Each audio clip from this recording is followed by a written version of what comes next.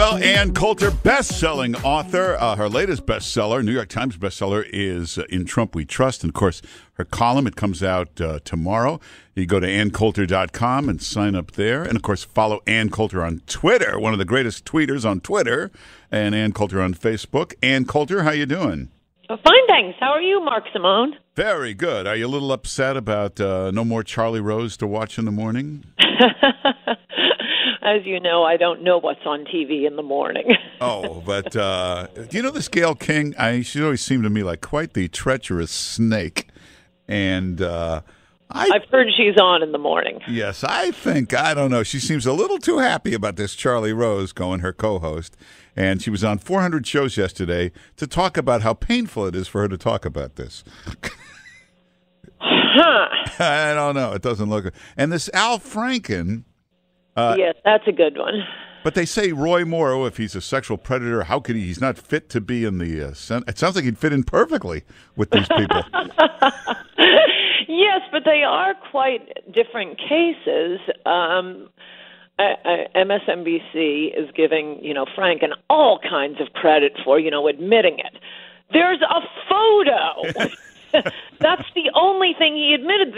And what is not in the photo, Leanne Tweeden's description of him forcing himself on her in a big, wet, disgusting kiss in the green room beforehand, he doesn't admit. He's calling her a liar on that. Well, that's not how I remember it. So everything that there is not photographic evidence of, he is denying. There are certainly no photos with Roy Moore.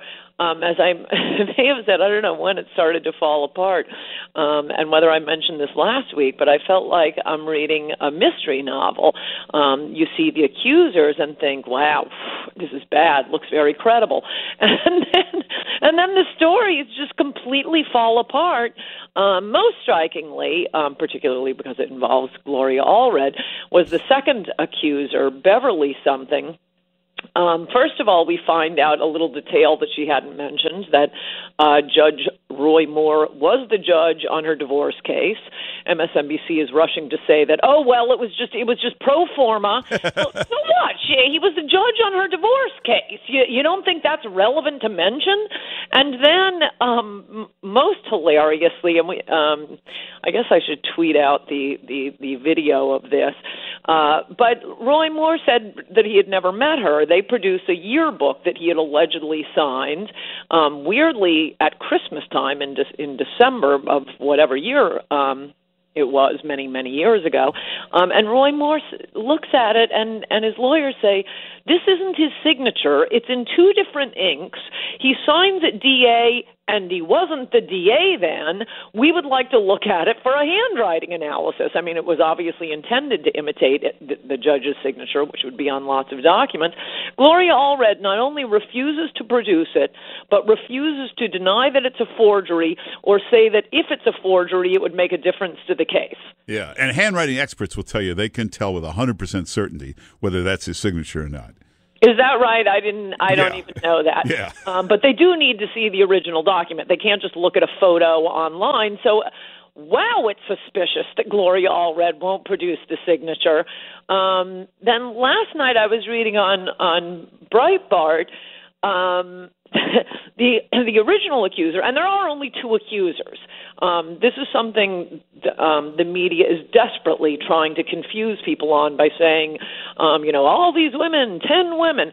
No, most of them are, even if true, and I'm not sure. I mean, Roy Moore says, yeah, I dated younger women, but I'm not sure he's admitting specifically to any of these.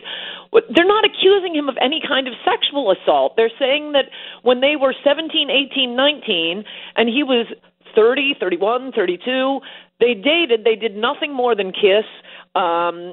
Fully voluntarily. That's less than what Jerry Seinfeld did a few years ago with Shoshana. He was 39, she was, or 38, I guess, and she was 17. Yeah. So no.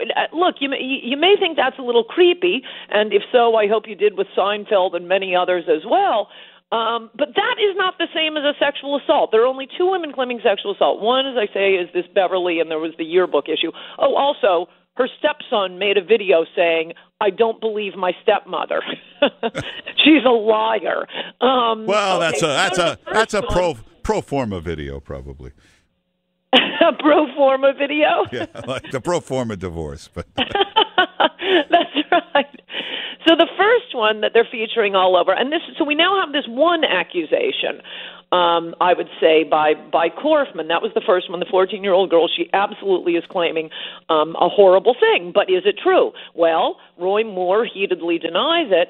And as I say last night on Breitbart, I don't know. It seems like kind of something that would throw her story into doubt to me. Her claim is she met Roy Moore outside the courthouse. Her mother said, "Can you watch my daughter while I go in for the custody hearing?"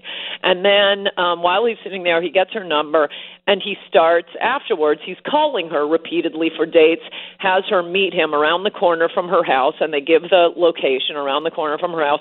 He picks her up twice and brings her to his house at least definitely the second time, and basically molests her.